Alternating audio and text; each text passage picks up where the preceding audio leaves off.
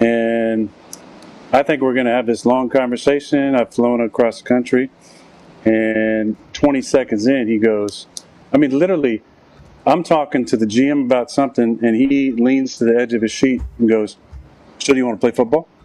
And I was like, yeah, I'm interested. And he said, we're going a different direction at quarterback. And I said, and I was kind of shocked. Now, not shocked because I didn't think that was a possibility. Listen, of course, they want to move on, that's totally fine.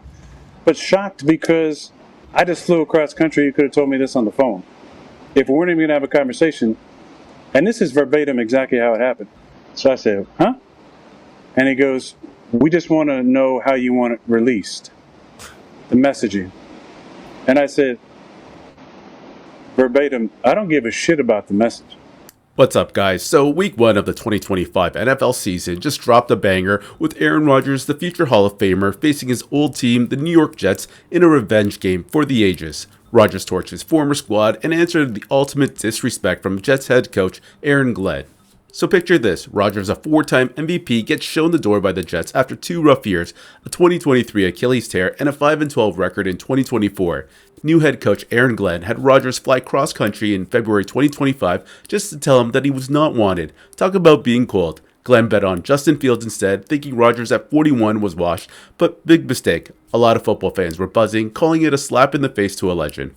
And Aaron Rodgers didn't forget that disrespect, and he came ready to prove a point at MetLife Stadium.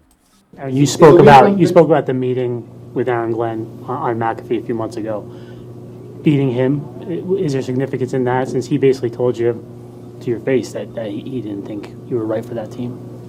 Yes, that's what he did. So there's significance in beating him for you? I was happy to beat everybody associated with the Jets. You said you were here. 2 more here. You said you were here only 18 games. Is it your perception that all the external chatter and everything about this was sort of overblown in a way? Say again?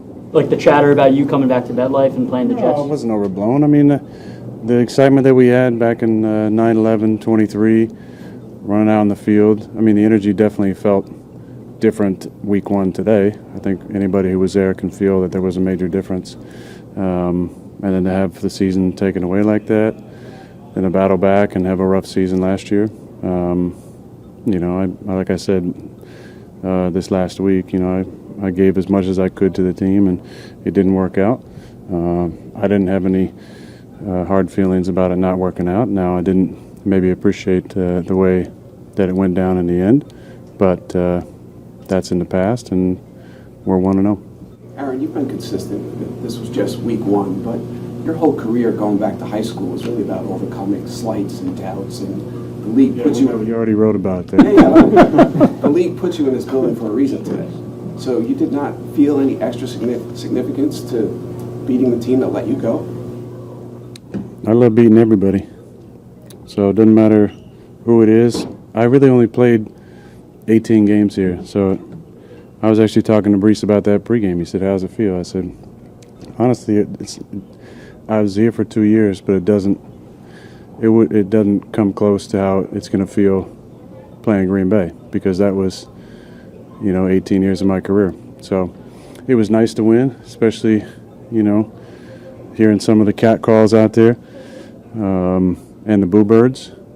I'm not sensitive about that. I expected that, kind of like that. But there were probably people in the organization didn't think I could play anymore. So it was nice to remind those people that I still can.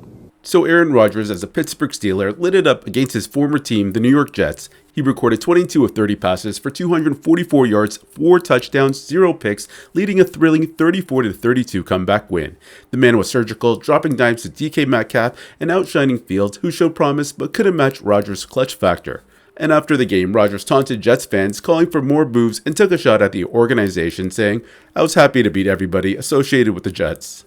Anyways, this game wasn't just a W, it was a statement. Rodgers proved he's still elite, silencing doubters who thought he was done after the Jets cut him loose. Glenn's gamble on Fields might pay off long term, but right now, it's Rodgers stealing the headlines. That said, some fans are roasting the Jets for letting a legend walk, with some calling Glenn's move a straight-up fumble. And maybe this is the spark Aaron Rodgers and the Pittsburgh Steelers needed for a deep playoff run. Anyways, guys, let me know what you think about Aaron Rodgers' performance today in a Steelers jersey.